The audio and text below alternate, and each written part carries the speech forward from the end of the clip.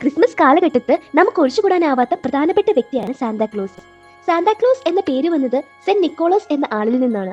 3-ാം നൂറ്റാണ്ടിൽ മൈറ എന്ന സ്ഥലത്ത് ജീവിച്ചിരുന്ന ഒരു ക്രിസ്ത്യൻ ബിഷപ്പായിരുന്നു അദ്ദേഹം. ദൈവം സഹായ സന്നദ്ധമായിരുന്ന അദ്ദേഹം പാവപ്പെട്ടവർക്കും കുട്ടികൾക്കും രഹസ്യമായി സമ്മാനങ്ങൾ നൽകിയിരുന്നത് പതിവായിരുന്നു. അന്നത്തെ സാന്താക്ലോസിനെയും നമുക്ക് കാണാൻ സാധിച്ചിട്ടില്ല.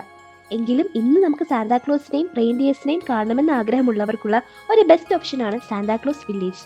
ഫിൻലൻഡിലെ ലാപ്ലാൻഡ് പ്രവിശ്യയിലുള്ള റൊവാനിയാമി പട്ടണത്തിൽ സാന്താക്ലോസ് വില്ലേജിൽ ഒരു വ്യക്തി വർഷം മുഴുവനും സാന്താക്ലോസ് ആയി ജീവിക്കുന്നു. ചുവന്ന വസ്ത്രവും വെള്ളത്താടിയും ഒക്കെയായി ലോകമെമ്പാടുമുള്ള കുട്ടികളെയും മുതിർന്നവരെയും സ്വീകരിക്കും. കുട്ടികളുടെ ആഗ്രഹങ്ങൾ കേൾക്കുകയും ചിത്രങ്ങൾ എടുക്കുകയും അവരുമായി സൗഹൃദ സംഭാഷണത്തിൽ ഏർപ്പെടുകയും ചെയ്യും. റെയിൻഡിയേഴ്സും ഹസ്കി ഡോഗ്സും വരയ്ക്കുന്ന സ്ലൈഡിൽ അവിടെ യാത്ര ചെയ്യാൻ സാധിക്കും. സാന്തായുടെ പോസ്റ്റ് ഓഫീസാണ് ഇവിടുത്തെ മറ്റൊരു പ്രത്യേകത. ഓരോ വർഷവും 200-ലധികം രാജ്യങ്ങളിൽ നിന്നുള്ള ലക്ഷക്കണക്കിന് കത്തുകൾ അവിടെ എത്തുന്നു. ഈ പോസ്റ്റ് ഓഫീസിൽ നിന്ന് അയക്കുന്ന എല്ലാ കത്തുകൾക്കും ഒരു പ്രത്യേക മുദ്ര കാണും. അതാണ് ആർട്ടിക് സർക്കിൾ പോസ്റ്റ് മാർക്ക്. ലോകത്തിലെ മറ്റൊരു സ്ഥലത്തും ഈ മുദ്ര ലഭിക്കില്ല.